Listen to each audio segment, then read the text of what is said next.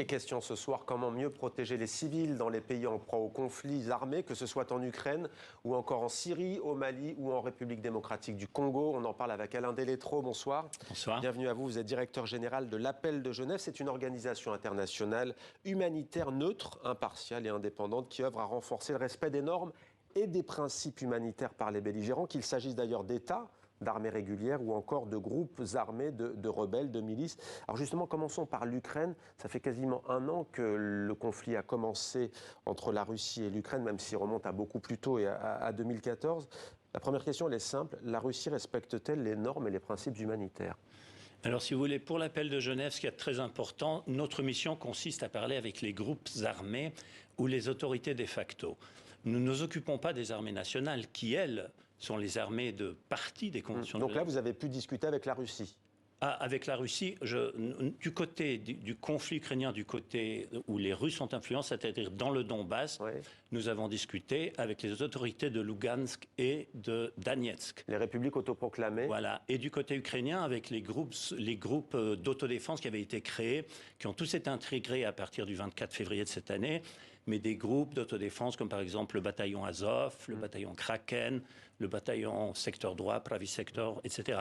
Mais les armées nationales sont, elles, sous le commandement direct d'un gouvernement signataire des conventions de Genève et qui doit, lui, mettre en œuvre ce qu'il a signé. Et qu'avez-vous obtenu de ces groupes, alors que ce soit dans le Donbass, les responsables pro-russes ou les groupes que vous venez de citer côté ukrainien ? Alors, ce que nous avons obtenu, c'est déjà par rapport à l'âge de recrutement, c'est-à-dire de ne pas recruter des gens de sous 18 ans.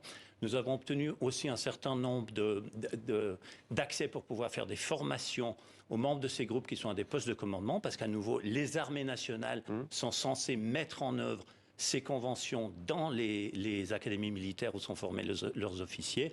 Et voilà, nous continuons à faire cela des deux côtés, c'est-à-dire de former les gens qui partent au combat, qui ne font pas partie des armées nationales, sur leurs obligations en termes des conventions de Genève comme combattants. Un mot sur la Syrie, puisqu'on parle aujourd'hui de ce tremblement de terre. Vous travaillez avec les groupes dans les zones contrôlées par les rebelles, c'est bien cela ? Exactement. Et ce que vous avez montré tout à l'heure, ces images catastrophiques que nous avons vues autour de Gaziantep, là aussi nous avons une petite équipe à Gaziantep, mais dès que vous passez la frontière, vous arrivez dans une première zone autour d'Idlib, qui est sous contrôle de groupes armés, une deuxième zone à Afrim, qui est aussi sous contrôle de groupes armés, puis la ligne de front et le passage sur le territoire sous contrôle du gouvernement. Un peu plus loin, vous retombez dans le nord-est de la Syrie, qui est lui sous contrôle des... Mais vous parlez avec des groupes kurdes et même des groupes djihadistes ? Oui, les groupes kurdes et les groupes qui font partie de l'armée nationale syrienne autour d'Idlib. Et vous avez déjà discuté avec des groupes djihadistes ? Vous ne vous posez pas de limite ? Nous ne posons aucune limite en termes de restriction de notre engagement. Si c'est pour protéger les civils. Exactement. On aimerait aussi vous entendre sur la République démocratique du Congo, puisqu'aujourd'hui, une autre organisation, Human Rights Watch, affirme, je cite, « Le groupe armé M23 soutenu par le Rwanda a procédé à des exécutions sommaires et au recrutement forcé de civils dans l'est de la RDC. » Il s'agit bien sûr du Nord Kivu. Est-ce que vous arrivez à parler, par exemple, avec ces rebelles du M23 qui sèment la terreur ? Nous parlons avec le M23. Le dialogue n'est pas facile, mais nous parlons avec le M23, effectivement. Et là encore, c'est quoi ? C'est sur l'âge des recrues ? C'est sur les recrutements, leurs obligations envers les populations civiles de la région et par exemple la protection des missions médicales. Et il y a 4 jours, notre équipe à Goma a réussi à faire libérer une mission médicale de 6 personnes qui avaient été prises en otage et retenues pendant 3 jours. Ouais, donc il y a des actions très très concrètes. On parlera tout à l'heure dans ce journal du Mali. Je vais vous poser une question précise. Le Mali dit que Wagner n'est pas présent sur place. L'ONU, la France, les États-Unis disent que ces mercenaires russes sont bien présents. Oui ou non, y a-t-il Wagner au Mali ?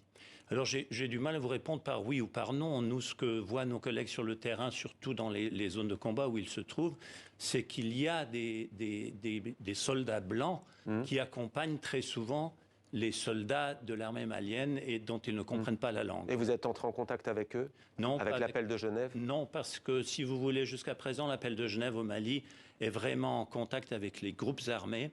Et là, si vous parlez du groupe Wagner, nous avons affaire à des mercenaires. Donc pour nous, les mercenaires devraient être sous le contrôle des États qui les commandent. Et pour l'instant, ce n'est pas une priorité pour nous de les contacter. Merci beaucoup d'avoir été avec nous, Alain Delétro. Je rappelle que vous êtes le directeur général de l'Appel de Genève, organisation non gouvernementale. Merci à vous. Merci, monsieur. Basé à Genève, on ne l'a pas dit? Ah oui, bien cela, basé à Genève. Merci à vous. Merci, bonne soirée.